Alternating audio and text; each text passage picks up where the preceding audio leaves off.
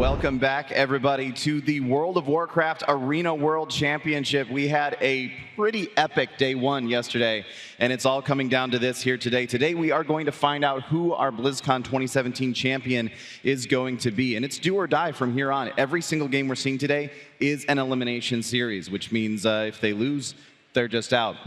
I'm your host, Josh Allen, aka Devil Lord, joined here at the caster desk by my good friends, Venruki, Healing Stat, and Zico. Guys, yesterday was crazy. I feel like today is going to be even crazier. How are you feeling?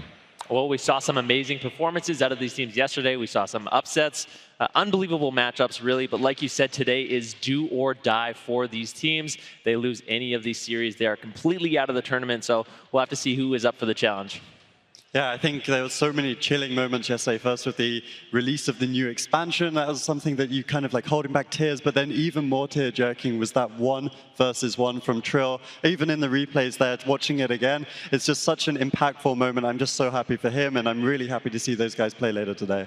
Absolutely. I mean, so far we've had a bunch of great games, but my biggest question for today is Method Triforce going to keep their 0-loss streak? Because so far, Method Triforce have kind of been just steamrolling through the competition, going 3-0 in every single one of their matches. They actually haven't lost a game since the previous year's BlizzCon, so I'm very excited to watch them play and some of the other games as well. Yeah, they're currently 0 losses. They haven't even dropped a map here at BlizzCon or at opening week as well. So definitely going to be really, really looking at those guys. We'll be seeing them playing a little bit later on. But we've got a couple of other teams that we're going to be seeing playing first. We're going to see Panda Global going up against Rockets Eclipse, followed by Splice versus ABC. And both of those teams have a Method team waiting for them or both of those games have a Method team waiting for them next up. So Method doing pretty well, I would say, at this tournament. I think Method has got a pretty good showing going on here at BlizzCon 2017, but of course, all the remaining teams are wanting to knock one or both of those guys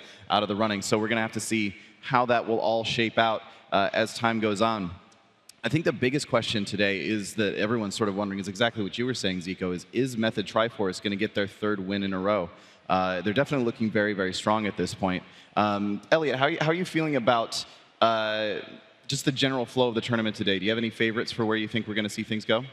I do, but our first 2 matchups are going to be that classic story of Europe versus North America. We're going to be starting out with Panda versus Rockets. We saw Rockets yesterday in sort of a surprising loss against Method Synergy. Method Synergy playing that really aggressive strategy. Rockets Eclipse just seemed like they didn't know exactly what to do. I think they are a little bit more prepared today going into their matchup against Panda. I think they are favored. That's going to set them up to go and play against Method Triforce. And Method Triforce, that is one of the teams they said they are afraid of. They are afraid of Rockets Eclipse. They feel like they are their biggest competition. So that might be a matchup we see in the future where Method Triforce finally struggles with someone. Yeah, definitely. Rockets Eclipse will have to fight through Panda Global to get there, but that's going to be a very exciting series. We'll be watching that. That'll be our first series of the day, is Panda Global versus Rockets Eclipse, so keep an eye out for that. Before we go into that, though, let's take a quick look at our brackets just to get everybody up to speed on exactly how everything has shaken out so far. So you can see right there in the semifinals, we've got Method Triforce on the top half and Method Synergy on the bottom half, just waiting for whoever's going to come in from the games between Rockets Eclipse and Panda Global and the game between Splice and ABC. So those are our 6 teams remaining: Method Triforce, Method Synergy, Rockets Eclipse, Panda Global, Splice, and ABC. And every single one of those teams is looking like one that could have a really solid opportunity to go all the way, but man, do they have got a hard fight ahead of them in order to get there. Yeah, absolutely. And I think one of the really cool things about the games yesterday is the fact that Rockets Eclipse did lose to Method Synergy. Not only is it great for the Method brand, of course, 2 teams sitting already in that semifinal, that top 4, it's also great for our Europe versus North America rivalry. We've got strong teams, both sides of the brackets. Both of our quarterfinals are Europe versus North America.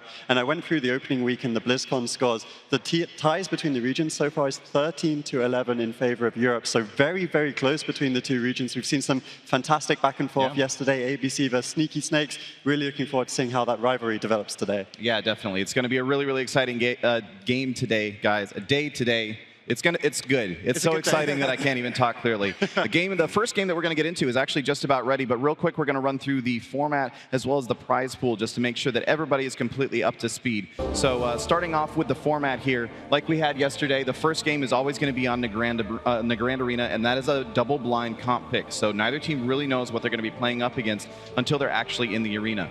Following that, the team that lost on that first game will be able to choose what map they're going to play, then the team that won chooses what composition they're going to play, and now that the team that lost knows all of that information, they will then choose what composition they're going to play. Gives us a really great back and forth sort of feel as really the teams sort of decide what their strategy is going to be for the subsequent games after the Grand Arena. And then we can take a look at the prize pool as well, because there is still a fair chunk amount of money on the line here today. Obviously, everyone wants to come in that first place prize, not just for that $120,000, but also for being the BlizzCon champion. That's kind of the end game for World of Warcraft PvP, is to be able to beat the raid boss that is BlizzCon 2017. But then after that goes down to $50,000 at second place. Third and fourth place get $25,000. Fifth and sixth will get $15,000. So everyone who's playing today is guaranteed at least that $15,000. And then the remaining teams that have already been eliminated are going to get $5,000 each. So still quite a good amount of money, but obviously the real goal here is that BlizzCon 2017 championship final. Absolutely. I mean, playing for BlizzCon, this is what all the teams want to do. Everybody wants to be here. Everybody has been playing their hearts out, practicing multiple hours every single day just to be here and to perform on this stage. And you can really tell as well when the games are over and you see the players shaking hands, how much these games actually mean to them. You can hear it as well on the stage, how happy people get when they actually manage to get a win. And, you know, it's all coming to an end today. Yep. So this first series, you can see the players getting ready right now. It is going to be Panda Global versus Rockets Eclipse. Lots of very, very well-known, very well-seasoned players on both teams. And we're going to be going into that first game, that double-blind pick on the Grand Arena. Zico, I'm wondering, what are you expecting to see these teams go with in terms of comp picks here in the blind pick? I think the biggest strength of Rockets Eclipse so far has been that Thunder Cleave. That Thunder Cleave has been doing really, really well for them, but they have been picking it into Windwalker Death Knights mainly, and Cleave type of compositions. Panda Global is a team that plays Feral Druid, Hunter, and Holy Paladin primarily, so I don't think we're going to be seeing the Thunder coming out of Rockets. I think they might be defaulting back to one of their Cleave setups. We saw them bring out the Windwalker Death Knight. They also have Nerd Rage on that Warrior available to them, so maybe a jungle versus some kind of double melee matchup is what I'm expecting. That would certainly make an awful lot of sense. We've seen Panda Global mixing around their compositions quite a lot as well. We could end up seeing something crazy coming out of them. We'll have to see here. The game is just about to get underway. Healing Stat and Venruki, take it away. Panda Global actually going back to a composition that carried them very far in the North American regionals. Rosita Jones on that Death Knight, Jelly Beans on the Hunter, and Rubcup on that Shaman. This is not a traditional composition. Rockets Eclipse going for a much more solid setup. They are going to default back to that Thunder Cleave that they've been doing so well. Game number one about to start. Yep, absolutely. And Rockets Eclipse, actually, all 8 of their wins so far at BlizzCon have been with this Thunder Cleave. This is their bread and butter composition. Lian playing exclusively that Restoration Druid. We see the last-minute swap to the Displacer Beast. I like that against the Death Knight. Rosita Jones is going to enable him to kite away when he does get gripped in for crowd control or even potential swaps coming out of Panda Global. Can't help but feel that Panda Global just doesn't really have an answer for this composition, just trying whatever they can. A lot of pressure out early on onto Jelly Beans. He's going to be popping his True Shot Aura, trying to counter pressure Nerd Rage quite a bit. Dive of the Sword already popped out. Nerd Rage just trying to deflect this initial damage. Iron Dark has already been used by Lian, so Rockets Eclipse force very defensive early on. Jamie taking a little bit of damage, but the counter pressure going out onto Rosita Jones right now. He's going to have to be very careful moving forward. Yeah, and we saw all the offensive cooldowns coming out of Panda Global there. That was the True Shot. That was the Pillar of Frost coming out of Rosita, and I agree with you, Venruki. It's a very interesting composition coming out of Panda Global here. We've seen them going for these oddball Hunter compositions. It's got them this far, so not surprised to see it coming out here once again. We're looking to see how Jamie kites around the pillar. He did a very good job against the Jungle Cleave coming out of Sneaky Snakes earlier in the tournament, and looks like once again he's avoiding a lot of that damage. Yeah, Nerd Rage in a little bit of trouble right now. It's a full trap over onto Lian.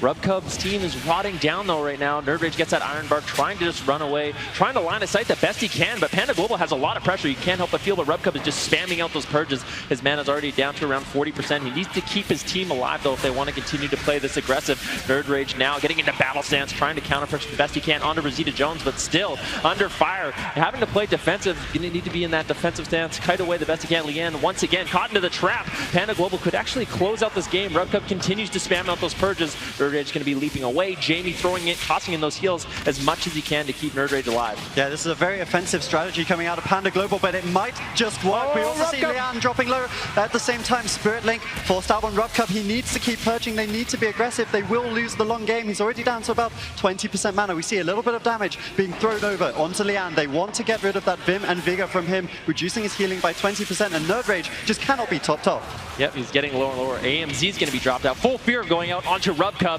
Nerd Rage trying to get aggressive over onto Rosita Jones. Does not have that Icebound Fortitude as he gets lower and lower.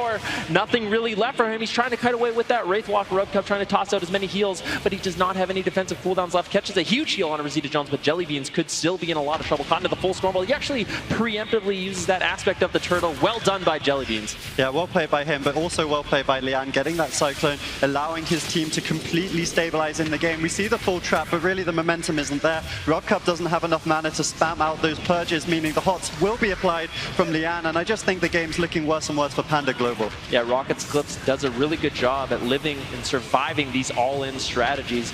Panda Global trying to take a page from Method Synergy. Doesn't seem to be working out too well for them. They had a few close calls. This is a very difficult situation to be in, though. Jellybean's caught into the full Stormbolt. He's going to trinket out of that immediately into the immediate disarm. Nerd Rage realizes he can play aggro now. Rubcup does not have the mana to remove those Resto Druid's HOTS, like you were saying, Adrian. That's going to make their team very stable. Yeah, Lian is dropping a little bit low on mana. He might be looking for a drink at some point. Of course, his team sitting fine. We see Jamie in the middle of the map. He's not concerned about Rosita chasing him because there's no real mana to heal him, and we see Rosita dropping lower and lower. He uses the Pillar of Frost, but he's not able to get a good connection over onto anyone. Jellybean's target of choice, but Nerd Rage gripped away. Well played by Rosita, but they need to get some offensive pressure over onto Nerd Rage, who does have his dive by the sword available. Rosita Jones caught into the full stun. Rubcup has no mana left. You can see Jamie just spread pressuring everyone right now. Lian pushing in for the Bash Cyclone, but Jellybean's there to stop it. Nicely done by Jellybeans, but Rosita getting lower and lower. He will fall. Unfortunately, Rubcup runs out of mana. Rockets manages to survive and claim game number 1. 1-0 in this series. Again, this isn't an elimination series, so now that is Panda Global staring down the barrel of a gun at the moment, really. That was a really interesting composition that they came out with as well for that blind pick. I almost wonder if they were maybe expecting Rockets to come out with something different than their bread and butter Thundercleave spec. Zico, what are your thoughts on that? I definitely think that Rockets won the mind game here. I think that Panda Global expected Rockets, just like me, to pick some kind of cleave-oriented setup where the Death Knight would have been a little bit better. We saw Panda Global also bring out this composition in the North American regionals, so this is a very strong composition that only Panda Global kind of plays. But Rockets, they just picked what they wanted to pick, and they managed to get the win because of that. I think that the Feral definitely would have been more helpful for Panda Global. And you actually have a few clips that you picked out for that we'd like to take a look at as well. Is that right? Yeah, that is correct. So right away, I want to show you guys the general strategy for Panda Global to win the game. So right now, you can see Jellybeans on your screen. If you can go ahead and roll the clip, he's got a a blinding shot right there on the ground, which will stun Lian. He knocks him beautifully into that stun, into a full trap. Whenever you get this trap, you can see the Rubcup as well moving forward here, trying to purge the kill target, which is Jellybeans right now, which is Nerd Rage, sorry, right now. And then this is the general strategy here. You can also see what Lian can do to kind of prevent this from happening. And right there, Jellybeans moves in for that trap, but he ends up getting bashed by Lian into a full Cyclone right there. So that's kind of Lian's job, to try to keep his distance and try to avoid that. And here, once again, burst blinding shot into that full trap, and then they're trying to get that pressure going. And as you can see, the mana of Rubcup is super, super low, and that is because he's been purging, and this is a very offensive all-in type of strategy. So Rockets, the game strategy is just to live until Rubcup has no mana left in the tank, and then they will kind of just manage to kill Jellybeans or Rosita, whoever is out in the open. Yeah, that matchup is kind of a ticking clock for Panda Global there, because they just did not have the sustain to be able to keep themselves alive for very long, especially as I don't think we actually fully made it to dampening, but if they had made it to dampening, it would have been basically game over at that point, regardless. So Rockets Eclipse definitely, as you say, sort of winning the blind pick there, winning the mind games off of the start. So now the question is, it's going to be Panda Global's map and counter comp pick. Elliot, where do you think we're going to see them go here? I'm not sure if they plan to do that all-in strategy once again. Perhaps they go for a smaller map, something like Ruins of Lordaeron or Dalaran would be advantageous for them. I think the larger maps probably would not work out. It's a difficult spot right now for Panda to be in. I really feel like they're just trying anything they can to win this matchup. Rocket's in a very good position. I think the composition that they're bringing, the Warrior, the Elemental Shaman, the Resto Druid, it's a very versatile, very solid composition. You kind of have to rush it down, but then Rockets is in a position where really all they have to do is survive, not mess up their defenses, making sure they're getting some counter pressure out, and they basically default win the game. So Panda, they have to come up with something. Yeah, they have gone with that Ruins of Lordaeron pick, as you predicted. So now Rockets Eclipse has some time to sit and think about what they're going to play here. Do you think that, Adrian, do you think that the Thundercleave going into this makes sense on Ruins of Lordaeron still? I mean, obviously they won the first game on the Grand Arena with it, but does the map change that any? I definitely think that Ruins of Lordaeron is the best map chosen by Panda Global to fight against the Thunder, but let's just look at Rocket's Eclipse. They've won every single game they've won at BlizzCon has been with this Thundercleave. They've looked so good on it, and I really think that choosing this composition is always going to be the best for them in this situation. Yeah, certainly. Like sometimes the comp that you're most comfortable with, the comp that you're the best at playing is really the way to go. And here we see once again Panda Global locking in that same Frost Death Knight, Marksmanship Hunter, and Rub Cub again on the Restoration Shaman. So same comps once again. We're going to have to see if Ruins of Lordaeron is going to change anything for them. Zico, what are your thoughts? Do you think that the map can be enough to sort of bring them back around from how the Grand Arena went? Absolutely, because you can't really stack on that tomb if you are Rockets. So I'd like to see Ruins of Lordaeron because it has that big space between the room and that box in the middle. And I think if you utilize that space, it gives Rob Cup a big freedom with his purges. He can kind of play aggressive and move in. And I think it's a very intelligent map pick. I'm not sure if I like the Death Knight over the Feral Druid, however. I think that the Shaman over the Paladin is definitely a good adaptation from Rob Cup, but maybe the Feral Druid could have been better than the Death Knight because he provides that extra offensive pressure. If you can force that Iron Bark, then you can pop that Incarnation, you can just deal tons and tons of damage and maybe not recover with that Purge. And that is a comp that they have available to them too. They do have the Feral Druid on the roster, so it's interesting, like knowing that they have that, and they have a really strong Jungle Cleave, which is of course the Hunter and the Feral Druid. It's interesting that they're going with the Frost Death Knight instead. But anyway, we're going to find out how it's going to go for them here in just a second. Game number 2 between Rockets Eclipse and Panda Global is about to get underway. Yep, Panda Global known for these oddball Hunter compositions. We've talked about how this roster came together. Rob Cup kicked off of his first team and picking up these guys. Some of the compositions are a little odd, but the last time we saw the Death Knight and the Hunter coming out from them was actually against Method Reborn in the North American Regionals. It helped them get here to BlizzCon, and now they're hoping it's going to carry them through against the Europe #3 team. Yeah, Panda Global wants to get aggressive very early on. It looks like Nerd Rage is the target of choice once again. It is going to be the full trap over onto Leanne. Nerd Rage already kiting away. Rosita Jones having such a difficult time actually connecting to his target. You can see now using that Pillar of Frost. Hex is going to get immediately dispelled. Nerd Rage taking a lot of damage, having to trinket out. He's getting lower and lower. Nice purges coming in from Rough Cub. Leanne has to play catch up at this point of the game. You can see Jamie also trying to spam in those heals, but he gets interrupted. Nicely done by Rosita Jones, slowing down some of that cross healing coming in from Jamie. Bursting shot over onto Leanne. Iron Bark fades. Now Nerd Rage is in a lot of trouble. Yep, well played though by Nerd Rage. He was able to get the War Banner down on that crowd control chain, reducing it, meaning that Leanne was out of crowd control and able to get those heals out with his artifacts. So well played by him. Jamie also tossing out a few healing surges just to contribute. Now we see the win share over into the full Hex. Well played by Jamie. Rob Cup getting caught out completely. Jelly Beans has to retreat, and that's going to cost them a lot of momentum. Yeah, Rosita Jones getting lower and lower as well. Rob Cub's mana already down to around 60%. He's saving some. He still has a lot of mana left in the tank to go for that all-in purge strategy, but Nerd Rage still has that die by the sword. Such a key defensive cooldown for that warrior. Leanne now into the full trap, into the capstone. Nice CC coming in from Panda Global. They just cannot find the damage. Nerd Rage doing such an excellent job kiting, line of sighting, making sure Jelly Beans cannot get those aim shots off, and Panda Global cannot find the momentum that they need. Yeah, look at how Nerd Rage is playing the game actually. He's not line of sighting the DPS, he's using the pillars to line of sight Rob Cup, denying those purge spams. That's very efficient play coming out of him. He's also using the Storm Bolts over onto Rob Cup to maximize his pressure. We see the swap now though, over onto Leanne. He does have the Frenzy Regeneration stacks. Is he going to use them? So low HP, he does fall. Death Grip coming in for Rosita. There was the Pillar of Frost, there was the damage, and North America strikes first blood for themselves in this series. Yeah, Jellybean's getting low, but the aspect of the turtle should deny that kill. Leanne had used his Iron Bark over onto Nerd Rage. Unfortunately, didn't have it for himself, and they were able to just shred through that bar skin and strike back. Yeah, that was an impressive amount of damage coming out from Panda Global. I think we're starting to see why they went with this composition. As soon as Rosita Jones was able to connect with that Pillar of Frost active, as well as obviously Jellybeans backing him up on the Marksmanship Hunter, it was just so much damage, and I think it caught Leanne off guard. disregard. It was just so much more than they were really expecting. And obviously they have a lot of fans in the crowd as well who are very, very happy to see this series be tied up 1-1. Absolutely. I think Lian actually maybe could have played the, what's it called? Displacer? No, instead of Displacer, the Renewal, of course, yes. I think he could have been playing Renewal. It could have been a lifesaver in that situation, since he actually isn't getting gripped in and then doing that classical DK setup that we see with Windwalkers traditionally. So I think that maybe one talent choice there from Lian coming out wrong. However, very, very nice way to capitalize on the situation by Panda Global, and making sure that they're switching when they realize that Nerdridge is just positioning too well.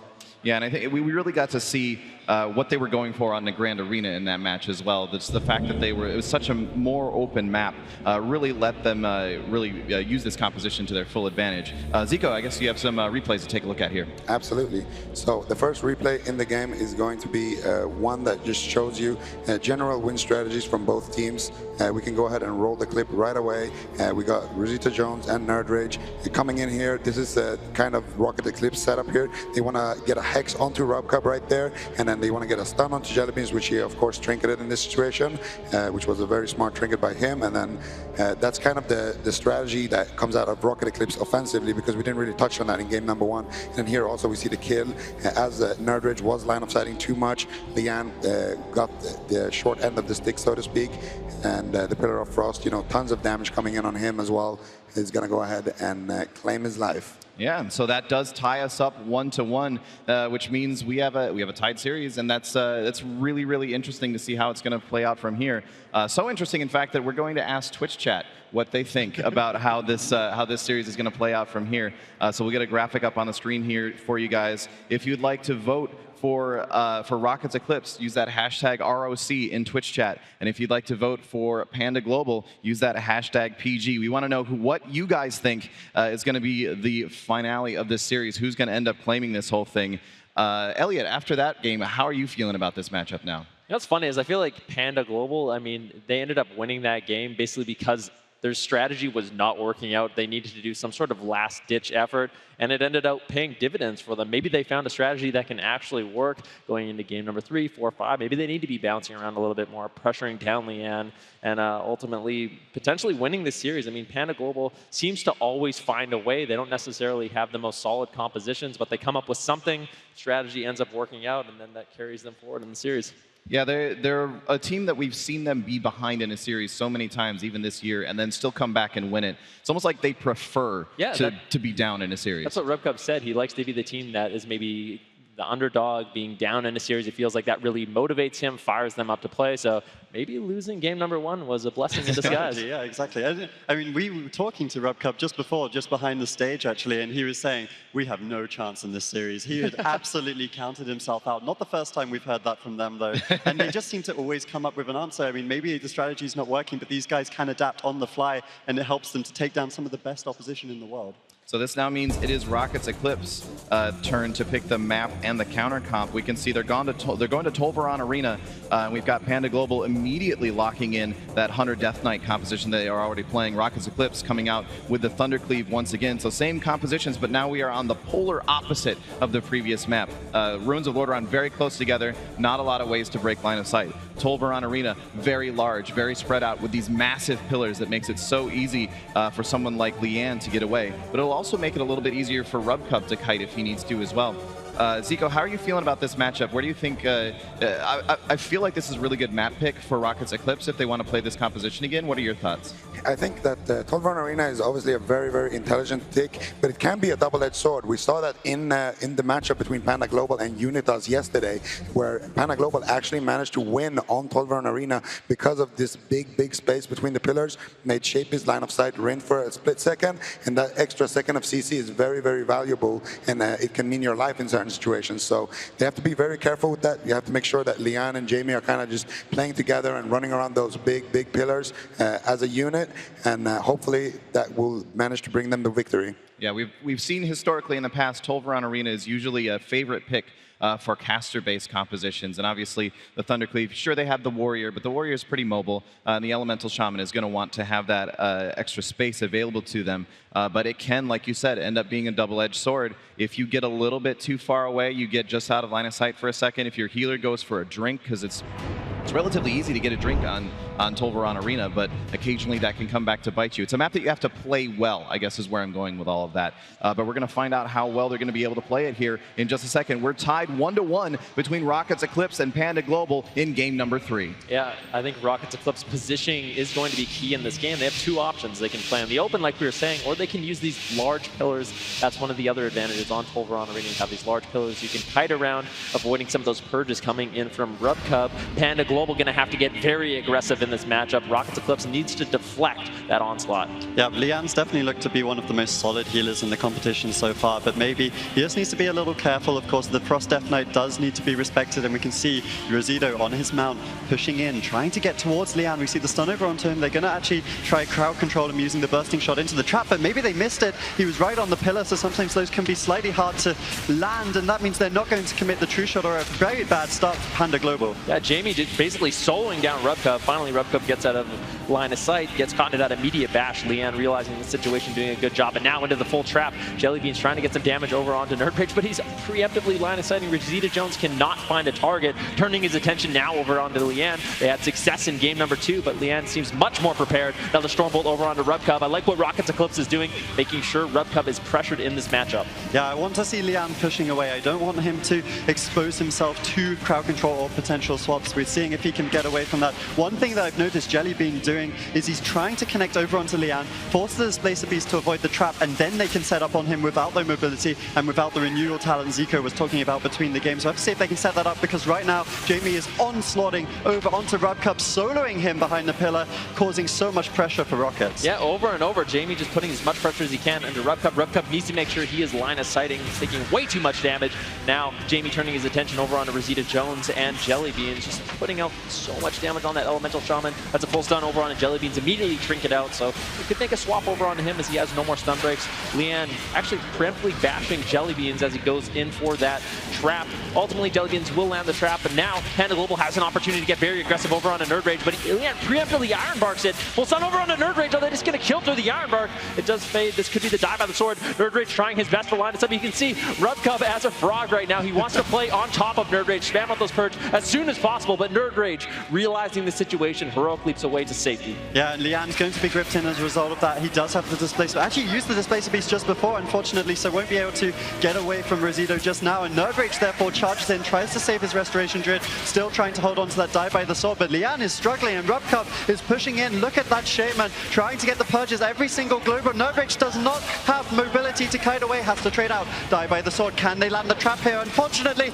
oh, they do actually land it. It looked like it got eaten for a second there. He do get the full trap, but the die by the sword should be enough to save Nerdrage. Nerdrage played that so smart, basically fading that damage, but Lian getting swapped to once again. Lian gets taken down. Panda Global doing the impossible, up 2-1 in this series with a beautiful swap onto Lian. Last few seconds of that match, I was just watching the Pillar of Frost cooldown on Rosita Jones, and it was ticking down. 3, 2, 1, and Lian just evaporated as soon as that came up. Very, very well played by Panda Global, able to come back from a 1-0 deficit and go, take this series up 2-1.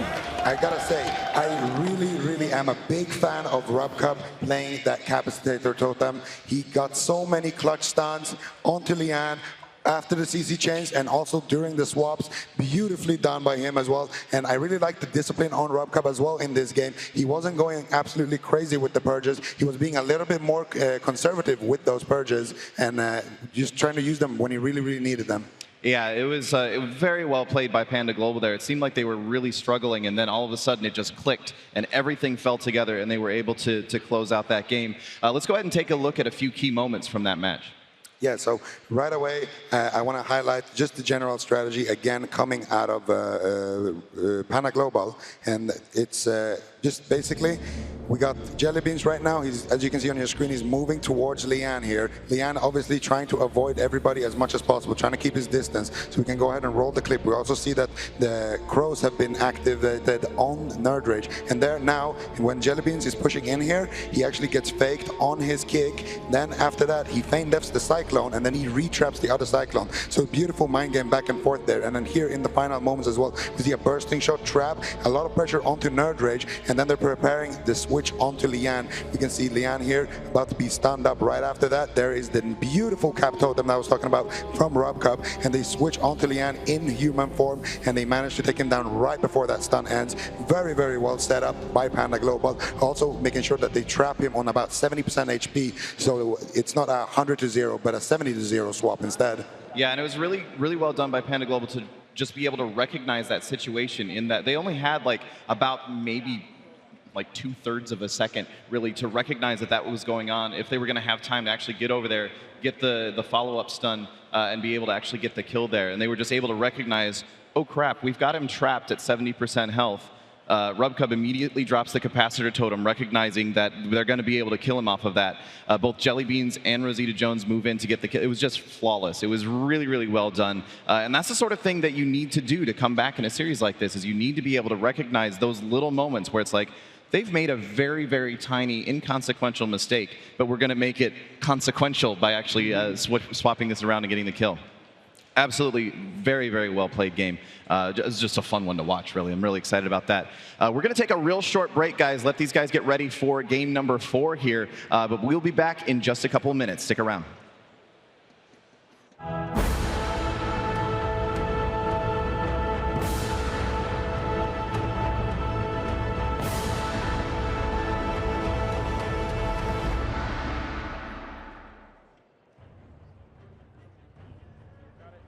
Your BlizzCon champions 2016 from Europe, Splice, the second consecutive year they've won the title. For sure, there's a big rivalry.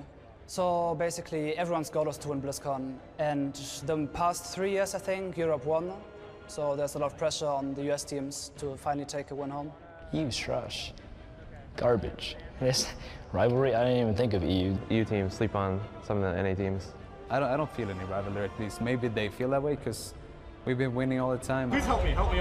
When it comes down to actual talent, I don't think that they're much more talented than me. It's only NA.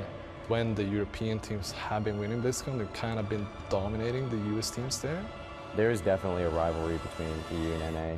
Everyone wants to prove that they're the better region, that they're the better players. I don't think that's ever going to change. Most people, they aren't that biased. They know Europe is quite far ahead, even right now. You want your region to win, you know, all the time. Like in any sport, I feel like you want, if you don't like a specific team and it's NA versus EU, it's kind of like you want your home team to win. No, there's no national pride. I just want to crush everybody.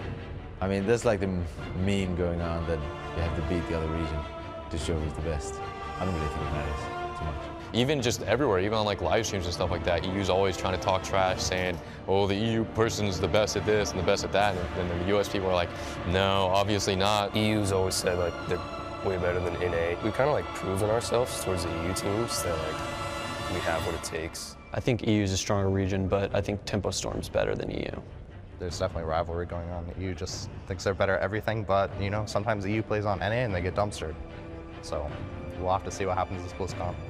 I don't think we really hate each other, but once we get to BlizzCon, that's when it really starts, and there's a huge rivalry because, you know, everybody's trying to push for that Grizz on them. EU thinks they're better than NA, NA thinks they're better than EU, so we'll see what happens. You know, I'm not really too familiar with the European teams. Personally, I think America's the greatest country in the world. You know, some people call me a xenophobe, but back in my day, that was patriotism.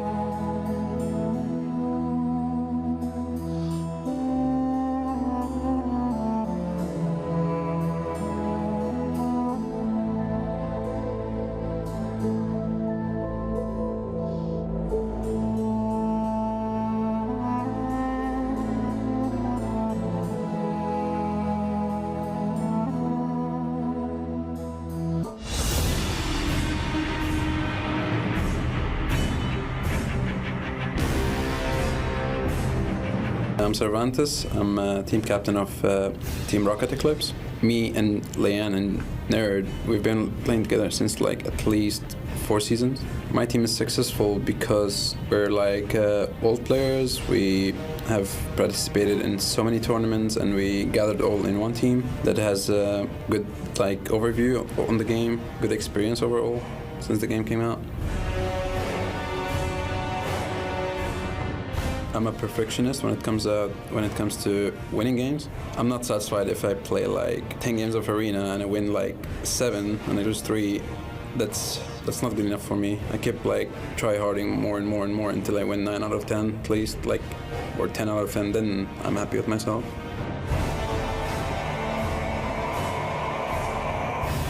Yeah, I just want to say thank you guys, all the people that supported us, all the people that have faith in us. Don't worry, we're not going to disappoint you.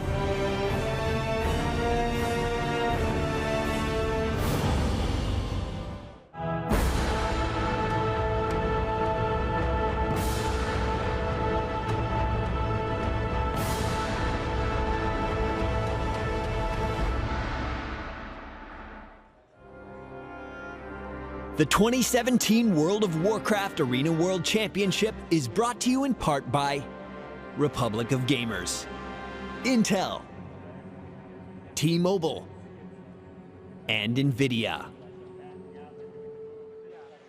Welcome back, everybody. We are currently 2-1 in favor of Panda Global, coming back against Rockets Eclipse. Rockets Eclipse, they started out looking so dominant in this series, and Panda Global, they're just sort of finding those cracks in the armor, able to get in there and just get those little quick kill opportunities. It's happened now twice in a row, putting them up in this series. And it's something that you were saying during the break, Healing Stat, is that Method Triforce was really, really worried about Rockets Eclipse. Not so much for Panda Global. So I just got to imagine like Botar, Fabs, Swapsy, Blizzo sitting backstage right now being like, good. There's a couple of teams like that in North America, right? Like no one was worried about Sneaky Snakes. They upset the score several times. Panda Global as well. Everyone's like, hey, these guys are very beatable. Their composition's kind of oddball, not very meta. And they're bringing it out against one of the strongest European teams in the competition. I mean, who knows how far they can go? Yeah, exactly. And it's the sort of thing that at this point, I don't think anyone should feel comfortable going up against Panda Global just because they're finding these crazy little opportunities and getting the kills. So we can even see now the Twitch chat poll has swung in the other direction as well. It started out 66% in favor of Rockets Eclipse, and now it's leaning in favor of Panda Global.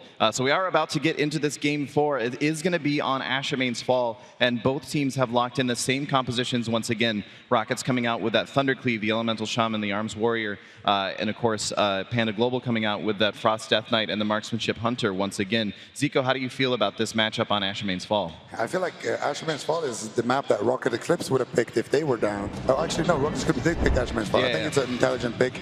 It's a very wide map. It's not quite as wide as Tol'Viron Arena, but Tol'Viron Arena, like we mentioned earlier, could be a double-edged sword. So Ashamane's very, very similar to Nagran. I like the pick.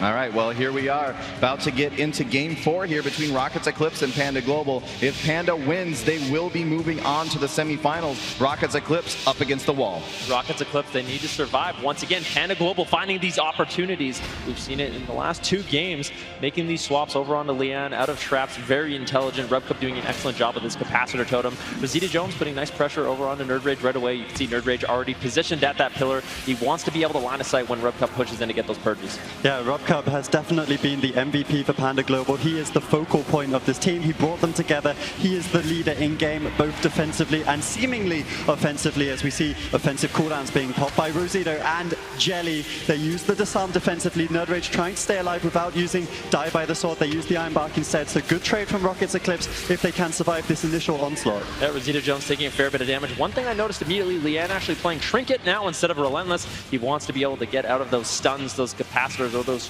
traps whenever Panda Global decides to use them. And Leanne already getting swapped to once again. They want to try to force out the Spark Skin, but Leanne playing it very patiently, playing it very safe. Line of sighting with Bear Form is going to be completely fine. Full Hex over on a RubCup. A little bit of pressure now tossed over onto Rosita Jones. In the meantime, though, Nerd Rage already having to trade out his Die by the Sword with the full trap over onto Leanne.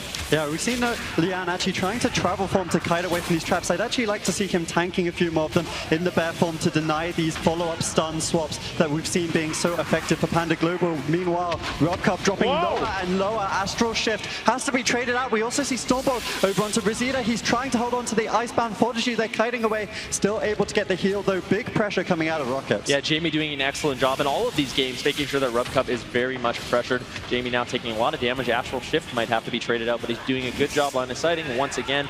Anyone on Rockets Eclipse that's being targeted down, they need to just get out of line of sight of RubCub, and everyone has been doing a fantastic job so far. RubCub going to be dropping that Earthen Shield Totem to prevent some of this damage with the full Hex over onto RubCub.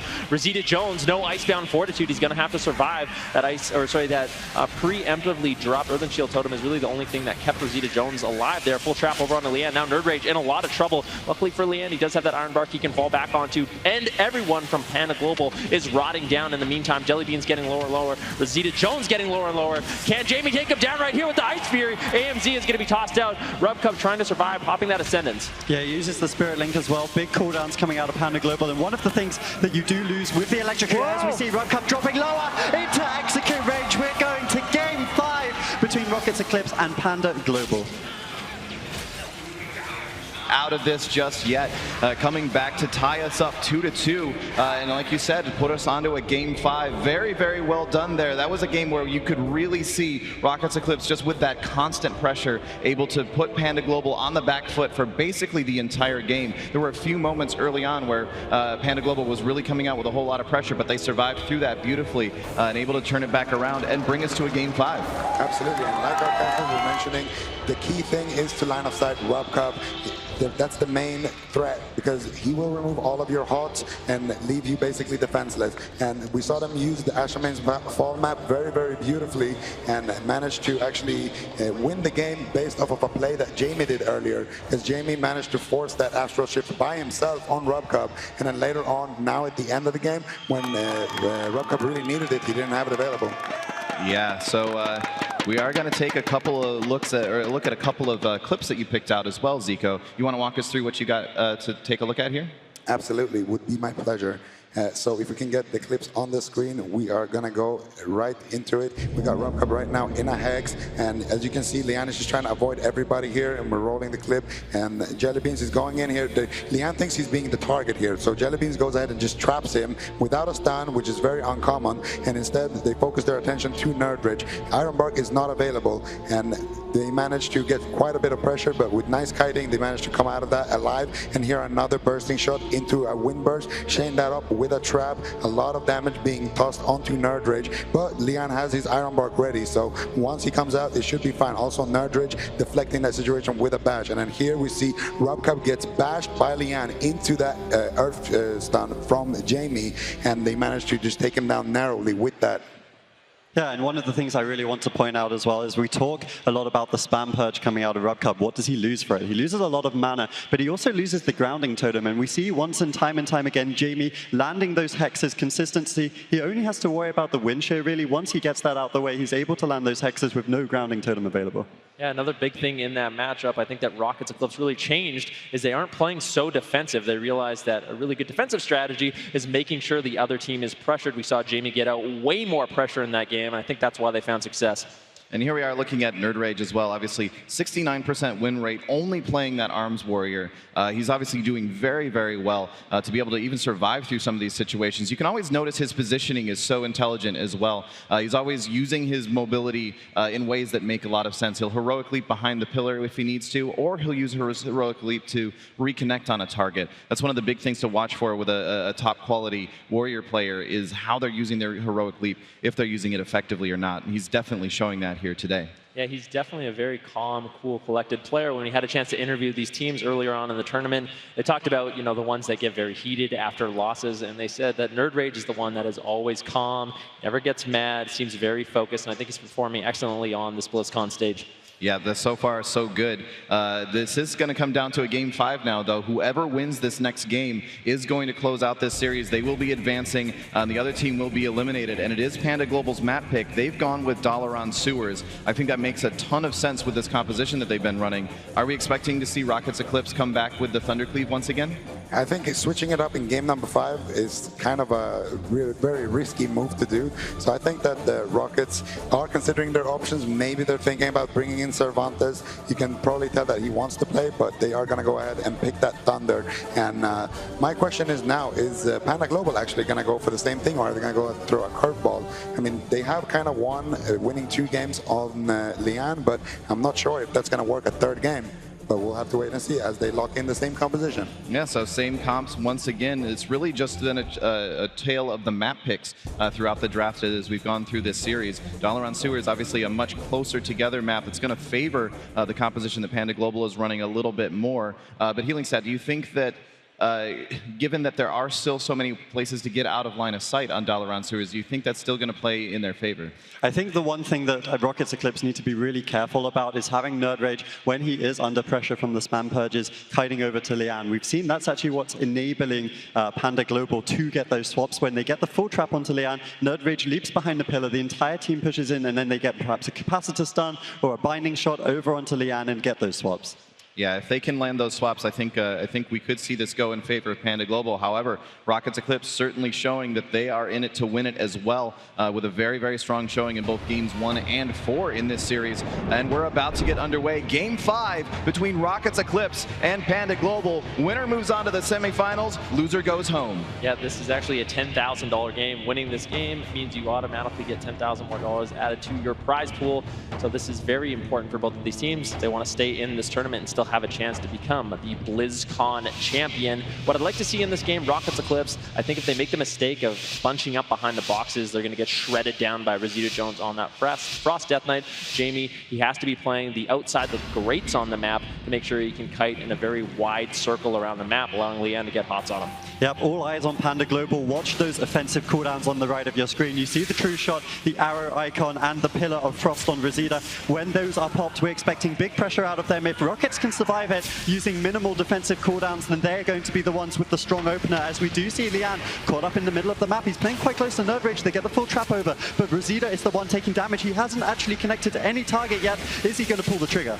Yeah, Nerd Rage now finally taking a little bit of damage from Rosita Jones, but Nerd Rage just going to Blade Storm away. Heroic leaping away as well. Just wants to kite out these Frost Death Knight's cooldowns. Rosita Jones going to be pumping out huge damage. Like you said, Adrian, when he does have that Pillar of Frost up, I think Rocket's Eclipse playing it very intelligently. They got aggressive early on, got some defensive cooldowns. Now, when Panda Global tries to respond, they're just going to play full defense. Yeah, I think they do need to show that respect, especially since this is the map choice coming out of Panda Global. Small map does mean you can be chased down if you overextend, so Nerd Rage showing that respect. He knows he can get aggressive here. We actually see the Earthquake stun over onto Rubcup, and like we were saying in the previous game, if JB can get that solar pressure, he denies the purges, he forces Rubcup to heal. Trinket over onto Jellybeans into the stun, drops a little bit low, not having to trade out the aspect of the turtle just yet as he gets the full trap onto Lian. The first CC chain we've seen that's really been clean onto Lian. Now Nerd Rage going to be taking a little bit of pressure as he gets lower and lower. Spam Purge coming in from Rubcup. Over and over, Iron Bark has been used, but the bursting shot onto Lian. Nerd Rage not getting too much healing, but he heroic leaps out of line of sight once again. Full hex onto Rubcup.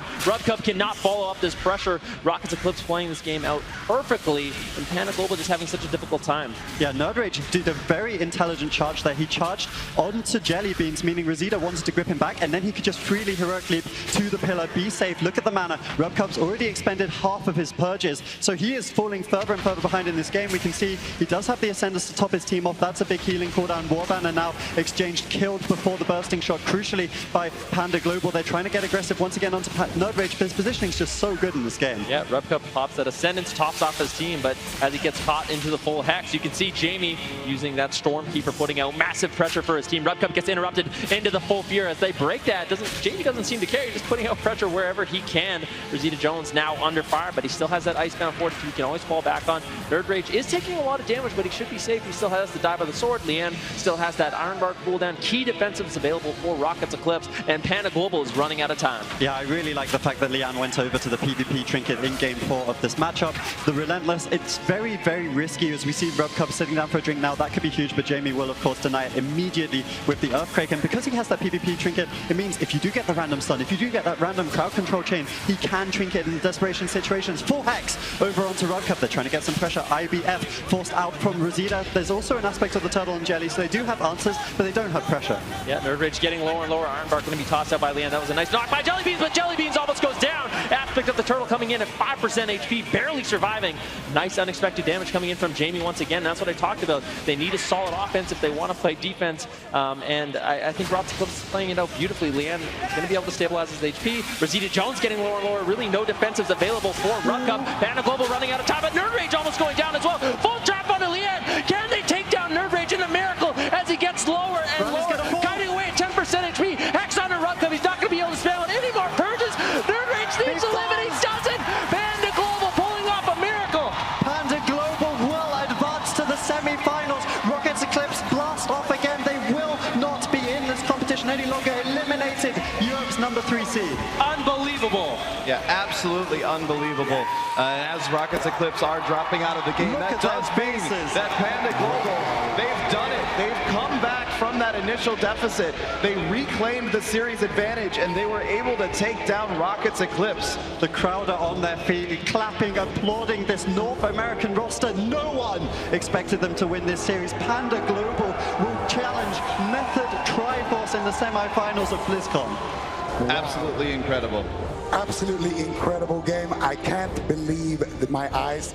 Panda Global actually managing to win that one. They were playing so well on the side of Rockets Eclipse, playing very, very patiently. We saw Nerd Rage kiting before he was in any pressure, nearly playing flawless, but that one grip at the end from Rosita Jones, as soon as Nerd Rage leaped in the middle of his animation, gets grip back, and he finally gets some uptime and managed to take him down with that last bit of mana on Rubcup. This series could have not been any closer. Absolutely not. No, it could not have been any closer. If that game had gone on for another 10 seconds, we would have had a completely different result there. Absolutely. Panda Global finding that opportunity to come in there and get that kill in the death throes of that game and finally be able to take it down. Just absolutely incredibly played. Both teams played absolutely incredibly there. Just the way things shook out. Panda Global comes out on top. They will be moving on to face against Method Triforce. So condolences, I guess, in advance. They're going to have to face off against Method Triforce next. But at this exact moment in time, they have got to be feeling so good right now. I mean, you can tell with the support of the home crowd, I mean, pulling off basically a miracle in that last game. It was looking so hopeless for them. Rocket just playing very cleanly, maybe perhaps getting a little bit over-aggressive. Panda Global capitalizing on the situation. It seems like that's what they're always able to do. It seems like they aren't favored in these matchups, but where there's a will, there is a way. Yes, indeed. In fact, we do also have Jackson down on the stage looking like he wants to have a few questions with Jellybeans. So we're going to go down to Jackson and see what he has to say. Hey, thanks so much, Josh. Absolutely. That's how we want to start off the BlizzCon finals this year. Absolutely. So I was talking to Rubcup yesterday, and the question I asked him was, do you guys feel like you play better under pressure? And he said yes, because you guys consistently find yourselves in these insane matchups, and you guys seem to come up with these improbable wins. What is your secret? We just played really well as a team, and Rosita Jones came up with that strat to just run at the Warrior. It was so good. He said he stayed up till like 4 in the morning trying to figure something out because we were just losing to that team in War Games. It was amazing. Now, I must say, I feel like the PhDK coming out and surprising a pretty powerful team is somewhat reminiscent of Jungyup. You may be writing your own place in Hunter history here. And I do want to ask as well, your team definitely has a special type of synergy, a special kind of hype that you guys sort of seem to have over there. Is that a big factor to your success, you feel? Oh, yeah, we're hyped. We're hyped, baby. I'm telling you, it feels good. Even when we're down, we just keep... You can hear Joey screaming, I'm pretty sure, from the stands. You can hear Andy. Yeah, you can hear us screaming. We're always hyped. Well, you guys definitely aren't the only ones screaming a little bit. You guys are giving them a whole lot of love. They deserve it. Give it up. So, one last question for you, Jelly. By winning that epic match right there, your next stop is facing up against our 2-time returning champions, Method Triforce. What is on your mind and your team's mind moving into that matchup? Come at us. Come at us. All right. That's what I like to hear. You guys have definitely earned that swagger. You guys continue to kick butt. Definitely looking forward to that matchup. Let's go ahead and send it back to Josh to keep it rolling. Awesome. Thanks so much, Jackson and Jelly Beans. Congratulations once again to Panda Global. That was a series that felt like a finals with how close that was. And they've got to be feeling like champions right now. Even though they still have a long road ahead of them, they've got to be feeling really, really good about that at this exact moment in time. And I love what he was talking about. It's really, really cool to see when these teams take this game so seriously. Talking about Rosita Jones up until 4 a.m., just sitting there going, how are we going to beat this team? We've been losing to them in war games. And then eventually having the eureka moment of, what if we just run at the warrior? what if we just tunnel the warrior the entire time and eventually just kill him that way? Just throw out extra CC when and where we can. But even on top of that, like remembering the game on Tol'Viron, where they actually just got a quick swap over onto Leanne and took him down. So even though their plan was just kill the warrior, they were able to recognize, okay, actually also sometimes kill the resto druid too. Yeah, this is a composition that's unique to Panda Global as well. They brought it out against Method Reborn when they were 1-0 down. They won that series 3-1. They are very effective on this, and against Rocket Eclipse here, one of the best teams in the competition, according to many. And now we're going into the semifinals. We're going to have 2 North American teams already there. Our next quarterfinal will define if we have a third, and then it will kind of be Method Triforce sitting on their own for Europe. You know what I've noticed at this BlizzCon, and sort of a theme throughout the entire year, is Europe, they like to play with those resto druids, play a little bit safer, but North America in this tournament playing those resto shaman compositions, getting hyper aggressive with those offensive purges. It's fun to watch. Absolutely. It's been a blast so far.